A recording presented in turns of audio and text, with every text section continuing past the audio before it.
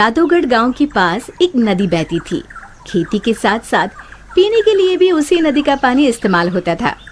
उस नदी में एक चुड़ैल रहती थी। वो कुछ दिनों से लोगों को पानी नहीं भरने देती थी और बहुत परेशान करती। एक दिन, ए कमला, तूने मेरी चोटी क्यों खींची? पगला गई है क्या विमला? मैं भला तेरी चोटी क्यों खींचूंगी? झूठ मत बोल, यहाँ हम दो ही तो हैं। अरे अरे, वो देखो, हमारी मटकी का पानी कौन गिरा रहा है?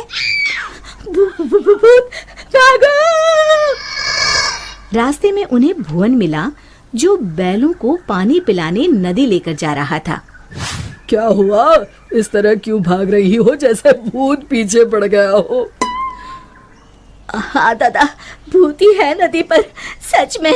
भक, मैं ही मिला चुहल करने के लिए। दरन हो गई जिनैया मैं कैसी करूं। अरे क्या हुआ, ये बैल पानी क्यों नहीं पी रहे हैं? और अरे मेरी धोती कौन खींच रहा है? कहीं भूत भागो रे। इसी तरह एक दिन रामू वहाँ से जा रहा था। उसने देखा बीच धारा में एक औरत बड़े ही आराम से बैठी हुई है। तुम वहाँ क्यों बैठी हो? अरे बाहर आ जाओ, मरना है क्या? उसने पलटकर आदमी की तरफ देखा और फिर जोर से हंसी। तुझे मारना है? कहकर हाथ बढ़ाना शुरू किया। वो तेजी से गिरते पड़ते गांव की तरफ भागा और गांव आकर लोगों को बताया।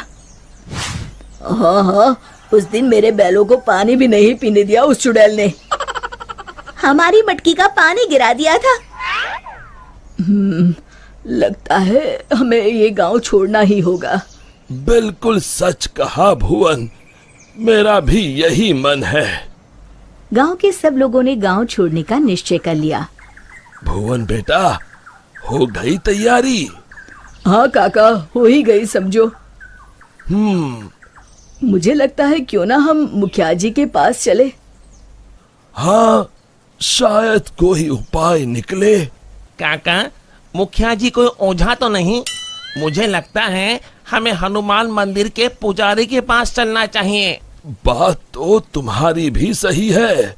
सारे गांव वाले पुजारी जी के पास गए। कहो, कैसे आना हुआ?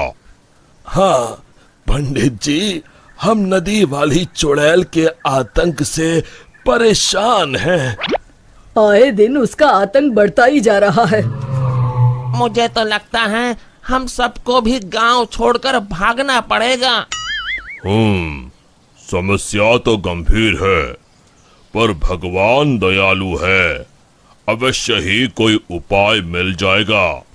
आप ही बताइए, क्या करना होगा? हमें एक हवन करना होगा।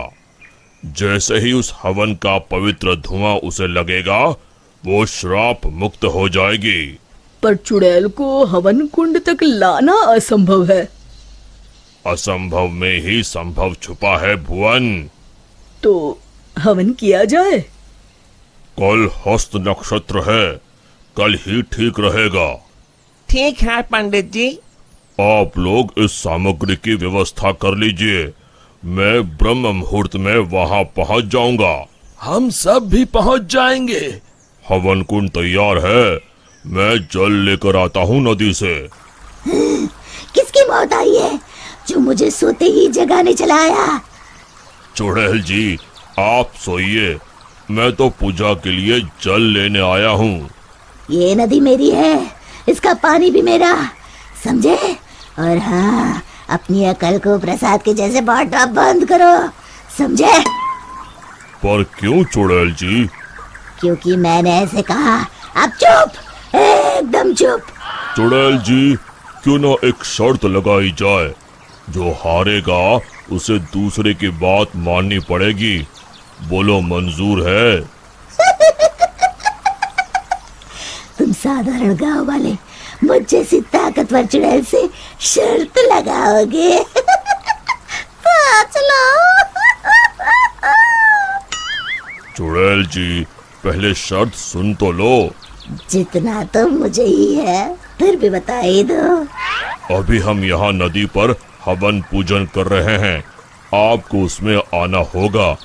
उसके बाद हम सब गांव छोड़कर चले जाएंगे। और नहीं आई तो ऐसे ही रोज तुम्हारी नींद में खलल डालेंगे। ठीक है, पर मेरी एक शर्त है, मुझे कोई मंत्र सुनाई नहीं देना चाहिए। मैं पूजा में भाग नहीं लूंगी। ठीक है चुड़ैल जी, आप बस वहाँ बैठिएगा।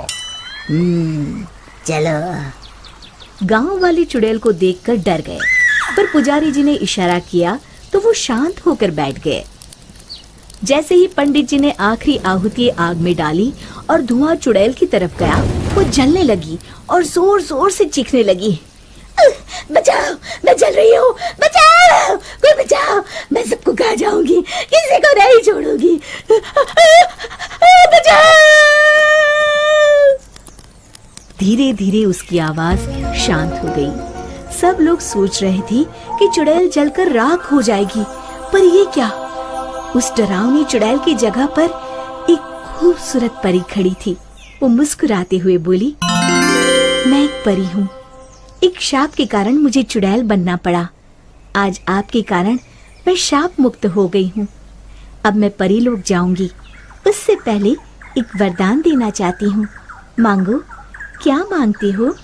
अगर कुछ देना है तो ऐसा वरदान दो कि इस नदी का पानी कभी न सूखे। तथास्तु कहकर परी उड़ गई। फिर सब खुशी खुशी रहने लगे। शिक्षा, समस्या की जड़ तक पहुंचे बिना हार नहीं मानना चाहिए।